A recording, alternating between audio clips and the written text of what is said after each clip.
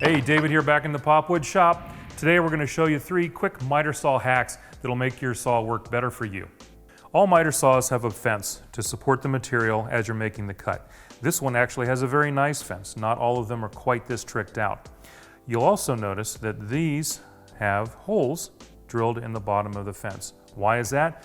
That's so you can attach an auxiliary fence or a sacrificial fence, because sometimes you need to cut something that's longer than the standard fence and you need support. So you take a simple piece of plywood that's the length that you need, and using those screw holes, drill from the back into this and attach your sacrificial fence. Now, if your saw doesn't happen to have those holes already drilled in it, 9 times out of 10 it's an aluminum fence. Drill some holes in it. It's your fence, it's your saw, you can do what you want, and you'll use it to mount things every time. Make it your own. Another advantage of having your new fence is that you can use it to help align for cuts. Instead of having to bring the blade down and trying to align to your pencil line and trying to sneak up on which side it's on and testing your eyesight, you can simply go ahead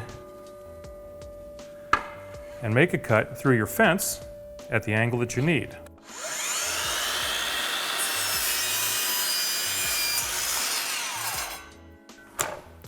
Now it's a simple matter of bringing your piece over and aligning it to the perfect kerf right there. Now, you will need to change your fence as you change your cuts, but if you have a set like this, you're always going to have a perfect cut. With our kerf line on our fence, we can make perfect cuts, right?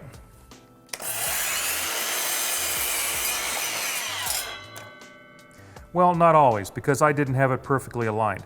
Now, it's very hard to bring a blade into that little bit of sliver accurately. So how do we do that? Well, we sneak up on it by using the adjustment in the blade, or actually the looseness of the blade.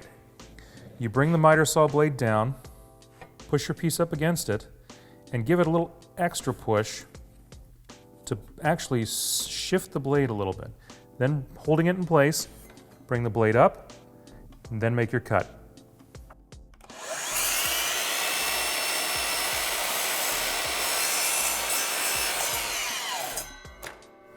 That little bit of adjustment, that little bit of play in the arbor and the blade itself allows you to sneak up on the cut perfectly.